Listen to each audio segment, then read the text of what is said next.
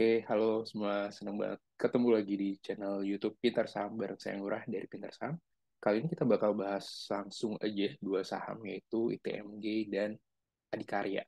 Oke, tanpa berlama-lama lagi, saya langsung bahas ITMG. Kenapa bahas ITMG? Sebelumnya, by the way, sebelumnya 3 bulan yang lalu sih saya udah bahas tentang ITMG ya waktu itu ya. Nah, sekarang saya pingin, karena sudah keluar laporan keuangan yang terbaru kuartal 3, dan di situ juga hasilnya sebenarnya lumayan ya. Kalau kita lihat laba bersihnya ITMG, di sini kalau kamu bisa lihat dibandingin dengan posisinya dia di tahun lalu, di Q3 2021 itu tumbuhnya hampir 3 kali lipat. Hampir 3 kali lipat. Dan kalau kita lihat 12 trailing months-nya dia, itu berarti ini ya, laba bersihnya 12 trailing months ya. Artinya di 12 bulan kan, untuk ITMG itu sebenarnya sudah lebih jauh lebih tinggi dibandingkan laba bersih tahun 2021 yang lalu. Jadi udah, nah ini laba bersih tahun 2021 nih. Nah ini yang istilahnya 12 trailing months ya. Kalaupun kita nggak pakai 12 trailing months, kalaupun kita pakai 9 bulan aja, itu sebenarnya sudah sudah lebih ya, udah 13, bayangin. Udah 2 kali lipatnya dibandingkan, hampir 2 kali lipatnya dibandingkan laba bersih tahun lalu.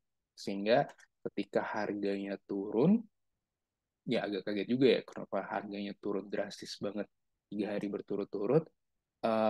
Tapi coba kita lihat lagi selain ini. Nah ini kan laba bersih nih. Saya coba membuat proyeksi dan dari hasil proyeksi itu pun dengan price earning rasio di angka 3, ya cuma 3 doang nih ceritanya.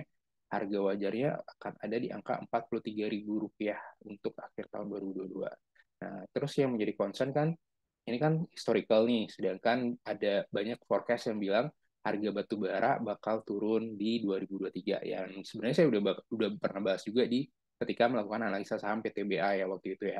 Jadi kalau kamu yang belum cek secara makro batu baranya, bisa cek lagi di video tersebut.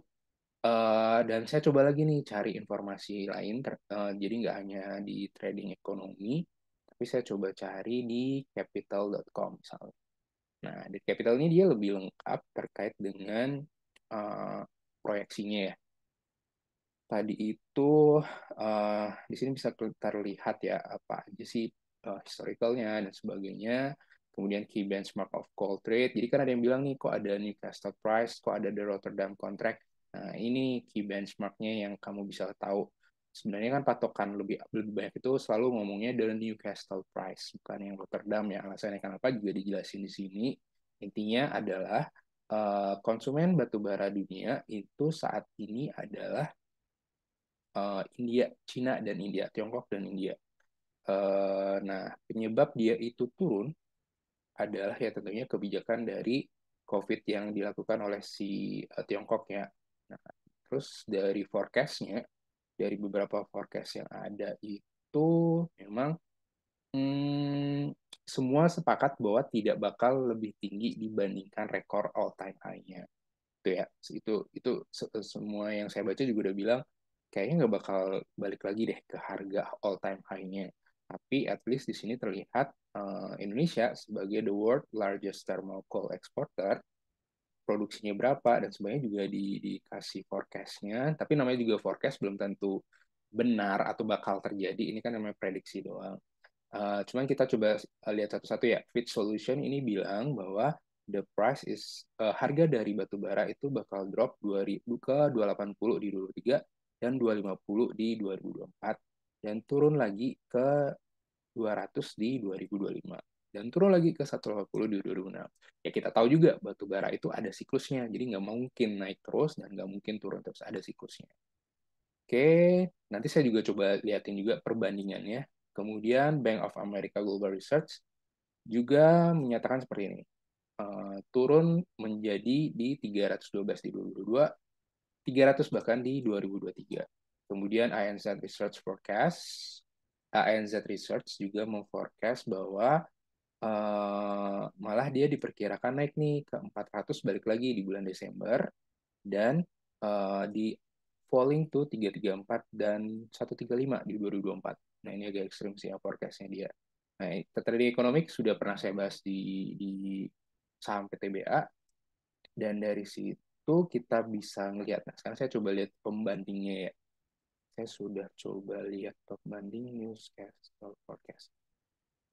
Nah, ini yang saya coba cari tahu terkait dengan ketika harga batu bara naik, ya harga saham-saham batu bara cenderung naik. Nah, saya coba compare tiga saham aja nih, ITMG, PTBA, dan Adaro. Oke, yang warna biru itu Newcastle Coal Futures. Featuresnya sih ya, cuman kan ya sama aja sih sebenarnya kalau kita ngeliat ini. Dari sini kita lihat ya naik, yang warna ini ya, Adaro yang warna kuning, ITMG yang warna orange, dan PTBA yang warna biru muda. Nah, di sini terlihat ketika apa Newcastle Coal Futures-nya naik, harga saham saham saham batu bara ikut naik kan, segampang itu sih dengan menebak harga saham batu bara kalau kita lihat secara garis besarnya. Ketika dia naik naik, ketika dia turun turun, dan ketika naik naik. Nah, jadi yang paling oke banget ya naiknya itu ya Adaro, selalu Adaro ya. Jadi ketika ini turun, Adaro yang paling the best naiknya, tapi ketika ini juga naik, Adaro juga, dan di sini juga ya Adaro. Nah, tapi kelihatan ya ada siklusnya ya. Antara naik sampai turun itu bisa, ini kan 2008 ya, sampai 2000, istilahnya satu siklus besar ya, sampai 2015 ya, 2015. Dengan misalnya naik itu perlu waktu dari, based on grafik ini 2008 sampai 2011 itu 3 tahun, dan turunnya 2011 ke 2016-15 itu 4 sampai 5 tahun. Kemudian di 2015-2016 itu naik hingga 2015, itu juga naiknya 3 tahun, turunnya lagi juga 3 tahun. Ya, di sini kelihatan ya. Dan di sini kita melihat mulai titik naiknya itu di kira-kira pada saat masih pandemi malah ya, yaitu di tahun 2021 ya, awal-awal tahun 2021, hebohnya ketika perang Rusia Ukraina di Februari 2022. Jadi kalau menurut saya sih belum nyampe 3 tahun ya, ya kan biasanya kan 3 tahun tuh, 3 tahun 3 tahun tuh ya. Ya ini kan ya historical, memang belum tentu bakal terjadi lagi di futures-nya ya. But at least dari sini kita bisa lihat bahwa ada siklus yang, at least dari sini kita bisa nebak, oke ini seharusnya turun nih kan gitu ya. Cuman masih lebih tinggi dibandingkan harga rata-rata tahun-tahun sebelumnya. Gitu sih ya. Kalau based on forecast analis-analis tadi dan lihat dari harga sahamnya, dari grafik harga sahamnya. Oke, kemudian itu tadi ya, jadi ITMG versi saya itu di angka 43.800. Terus saya coba cari di sumber-sumber lain. Salah satunya di Simply Wall Street, dia juga membuat target price-nya di 43.200. Ini mirip-mirip ya, beda tipis ya. Sama target price earning-nya saya yang cuman di angka 3. Kemudian dari sisi, sebenarnya dari price earning pun, Indota TMG ini lebih rendah ya dibandingkan yang lainnya, kecuali dengan PTBA. Kemudian dari sisi ownership ya, menariknya sini kan memang dua pemilik dominan dari si TMG kan si ini ya, Bantu Mineral ya. Nah, di sini ada, nah ini menariknya ada BPJS Tenaga Kerja nih di sini 1,16%, Dimensional Fund Advisor yang kalau kita lihat RAS reported holding date posisi Oktober, itu ini data terupdate-nya Oktober ya, berarti dia sudah menambah 5,9%, dan ada BlackRock juga ya yang sangat ya terkenal juga. Seperti itu. Di sini ini top shareholder-nya ITMG. Kemudian apalagi nih? Oh ya, teknikal. Secara teknikal, kalau saya cek saham ITMG sendiri, karena kemarin luar biasa turunnya, ini dia. Nah, dari sini kalau kita lihat sebenarnya harganya kan udah turun banget nih. Targetnya ya bisa kita tunggu di harga 36575 untuk mulai ambil lagi. Dengan target price paling dekat resistennya juga bisa di angka 41425 jadinya ya, karena harganya udah turun lagi ya. 41425, dan harga ininya bisa di 45.000. Tapi sekali lagi secara fundamental dan price earning 3 saja itu di angka 43.000, 43 ribuan kalau di saya. Oke, terus apa lagi ya? Nah, ini dia. Balik lagi ke ITMG ini. Kalau saya lihat dari sisi price earning historicalnya ya, nah ini year to date memang udah di bawah banget nih, sudah murah banget. Tapi kalau kita ngomongin siklus, berarti kan kita lihat 10 tahun terakhir nih. Dan 10 tahun terakhir memang terlihat ketika dia sudah di bawah-bawah banget, atau harga batu bara kan turun banget nih. Ketika harga batu bara turun kan labanya jadi turun nih. Ketika laba turun, IPS kan rendah nih. Ketika IPS rendah, harganya tinggi. Harganya di atas, maka price earning ratio-nya jadi tinggi. Nah, ini nih penyebab nih. Ketika suatu siklusnya berakhir, price earning ratio-nya cenderung naik seperti ini. Nah, ini ya, bisa kamu lihat di sini ya. Periode-periode seperti ini nih artinya harga si batu baranya emang lagi drop. Sehingga price earning ratio-nya mereka tinggi. Karena harga batu bara drop, sekali lagi laba bersih turun, IPS-nya turun, IPS turun, harga tetap di sana, maka price earning jadi gede. Gitu ya logikanya.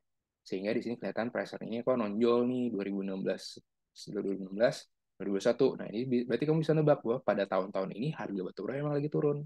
Nah, saat ini di periode sebelum ini, dan bahkan ketika siklusnya seperti ini pun, ini sudah kebangetan rendahnya, kan gitu jatuhnya ya.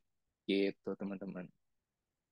Ya, oke. Yang saham kedua yang bakal saya bahas adalah ADI. Oke, sorry. Tadi juga lupa ya ini. Eh, jadi tadi kan target price-nya based on target price versi si siapa tadi Simply Wall Street. Nah, ini versi investing.com dia di 41.800, tapi kalau based on valuasi investing modelnya di tengah-tengah di 62.000. Itu dia ya, valuasi itu beda-beda setiap orang, tapi tergantung sudut pandangnya mau ngambil yang mana nih, pakai metode apa, ada DCF, price earning, price book value, dan sebagainya. Oke, selanjutnya adalah ITMG udah. Nah, sekarang Adikarya. Adikarya ini langsung ke ini ya, kelihatan fair value-nya based on investing itu di angka Rp1.100 dan valuasinya 881. Oke, sekarang kita lihat harga sahamnya. Ininya dulu deh, fundamentalnya dulu. Nah, Adikarya ini, nah kalau saya kan ngumpulin data nih, present laba bersihnya dulu ya.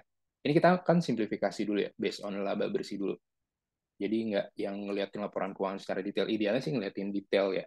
Cuman kan karena keterbatasan waktu, jadi kita coba yang mau melihat laba bersihnya Adikarya kan sebenarnya sudah lumayan banget nih dibandingkan tahun lalu ya. Tahun lalu karena masih ada pandemi, masih kuat, maksudnya ketat banget. Nah, dan secara 12 trailing months juga sebenarnya sudah tumbuh 165% secara year on year. Tapi kalau kita ngomongin, nggak kayak ITMG ya, 9 bulan itu 9 bulan 2022 udah ngalahin setahun 2021. Nah, kalau si Adikarya masih belum nih, masih di bawah 4,56% dibandingkan laba bersih di posisi tahun lalu itu di 86. Tapi ini udah oke dong, karena sisa 3 bulan lagi ya udah pasti nyalip yang kinerja 2021 kan sudah hampir bisa dipastikan kecuali ada hal yang parah banget. Oke, nah kalau kita lihat nih, apakah konstruksi bakal seperti pada eranya Jokowi efek di awal-awal Pak Jokowi menjadi presiden? Kalau saya cek, based on laba bersihnya dulu ya, ini kan di range 80-an ya, anggap aja 120 deh, karena proyeksi dari beberapa analis yang lihat kan di angka 120 tuh. Nah, dari situ saya cek nih laba bersihnya si Adikarya dari tahun 2008 hingga 2000 ya, sehingga yang paling baru itu rata-rata emang tidak ada yang di bawah 120 ya, based on 12 trailing months. Nah, di sini kamu bisa lihat ya, nggak ada nih, jadi masih lebih rendah banget dibandingkan 2011, 2010, 2009. Jadi kalau bisa dibilang bakal balik lagi nih di era-era yang wow itu, menurut saya sih belum ya, karena hanya melihat labanya ini doang. Nah, tapi memang forecast-nya jadi bagus, karena kan mereka sudah di bawah banget nih. Kalau kita cek nih, based on future growth-nya ya, estimasi sekali lagi, estimasi terlihat memang, mana dia, future growth. Nah, dari future growth-nya memang kelihatan 2023 itu estimasi earning-nya atau laba bersihnya di 112 apa tuh ya? 112 triliun ya tadi. Oke, coba saya lihat lagi. 112 ini kan dalam ribuan nih, 82 juta. No, 112 miliar. 112 miliar berarti di 2024 itu diestimasi ke hampir 300 miliar laba bersihnya. Dan balik ke historical, kalau seperti itu misalnya kita anggap 100 ya, itu sekali lagi masih di bawah karena di era-era sebelumnya 2019-2018 itu ada di angka 600 M tuh laba bersihnya si Adikarya. 500, 600, 300. Jadi ini ya yang saya bold ya, itu artinya posisi tahun akhir tahunnya dia, laba bersih tahun akhir tahunnya dia. Sehingga ya belum aja gitu ya. Mungkin 2025 mungkin mulai balik lagi ke era era-era mereka sebelumnya kan gitu. Oke, bukan berarti pesimis ya. Maksudnya kan kita harus ngecek data juga nih, based on itu doang. Oke, belum kita ngomongin prospek ke depan ya, maksudnya IKN dan sebagainya. Cuman kan itu ya namanya konsumsi adalah uangnya nggak langsung keluar. Bangun dulu, karena bangun perlu duit, maka biasanya kan ngutang dulu. Setelah jadi barangnya, atau setelah jadi gedungnya, baru deh dibayar. Kan gitu ya. Sehingga itu yang kadang cash flow-nya itu harus benar-benar dijaga banget. Nah, sedangkan dari sisi apa nih? Teknikal ya. Dari sisi teknikal, Adikarya sendiri memang masih kategori downtrend ya, versi ya moving smooth moving average seperti ini masih kategori downtrend. Cuman kamu bisa lihat di sini volumenya tiba-tiba melonjak banget nih, ya kan? Beberapa hari terakhir lebih lebih gede dibanding hari-hari sebelumnya. Apakah oke untuk masuk? Kalau based on moving average doang sih, jawabannya belum dong. Tapi kalau based on stochastic RSI maupun MACD, stochastic RSI masih ya oke lah ya, karena masih di over, karena sudah di area oversold. Tapi kalau di MACD-nya masih kategori downtrend gitu. Target price ya belum ya tadi ya. Target price kan udah ya di awal tadi, cuman dari sisi target price-nya, nah ini target price deposit oke pak, ya menurut saya ketinggian banget ya, Rp1.000 target price ya. Menurut saya ketinggian. Tapi kalau dari sisi ownership, Adikarya ya memang dimiliki oleh pemerintah Republik Indonesia, ada Vanguard Group juga, Dimensional juga ada, ya tapi tidak sebanyak ITMG ya. Tadi ya ITMG kan, wah ownership-nya banyak banget nih yang utang, termasuk si BPJS Tenaga Kerja, Program Jaminan Hari Tua.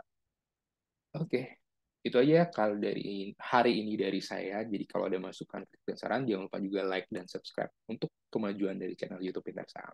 Thank you semuanya, semoga cuan selalu.